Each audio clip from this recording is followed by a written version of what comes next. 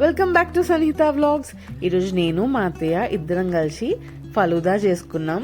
ఎలాగో చేస్తున్నాం కదా అని చెప్పి దాని వీడియో తీసినాం. రెసిపీ అయితే చాలా ఈజీ. అత్తయ్య చేసినాక ఏంది ఇంత ఈజీయా అని అనిపించింది. మీరు కూడా చూడండి, మీకు కూడా చాలా ఈజీ అనిపిస్తుంది.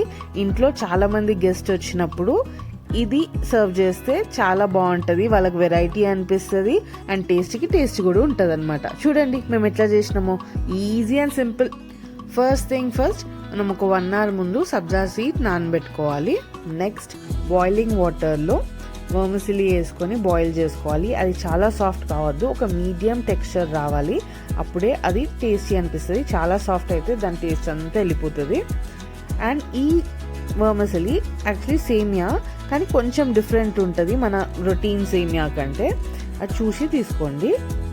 కోల్డ్ మిల్క్లో రూఅఫ్జా అండ్ షుగర్ 2 కలుపుకోవాలి. అది మంచి పింక్ కలర్గా మారిపోతుంది. అండ్ అంతే, ఈ 3 ప్రిపరేషన్స్ చేసుకోండి. దాని తర్వాత ప్లేటింగ్ స్టార్ట్ చేసేసుకోవాలి. ఇది గ్లాస్లో ఉంటుంది కదా, సో గ్లాసింగ్ స్టార్ట్ చేసేసుకోవాలి. ఒకసారి ఇంగ్రీడియంట్స్ అని క్లియర్గా చూసుకుందాం. సబ్జా సీడ్స్ 1 hour ముందు నానబెడితే సరిపోతుంది. టూటీ ఫ్రూటీ ఐస్ క్రీమ్ నేను తీసుకున్నా. మీకు స్ట్రాబెర్రీ ఇంకే ఫ్లేవర్ ఇష్టం ఉన్నా అది యూజ్ చేయొచ్చు. వర్మిసిలి అండ్ డ్రై ఫ్రూట్స్, నేను ఇక్కడ బాదాం అండ్ కాజు తీసుకున్నా.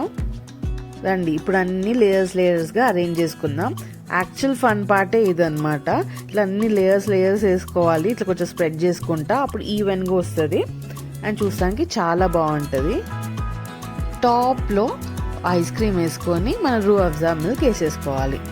అండ్ ఇట్లాంటి గ్లాస్ అయితే మంచిగా ఉంటుంది. ఇట్లా లేయర్స్ వేసుకుంటానికి పొడుగు గ్లాస్ తీసుకుంటానికి ట్రై చేయండి. Evening drink ready.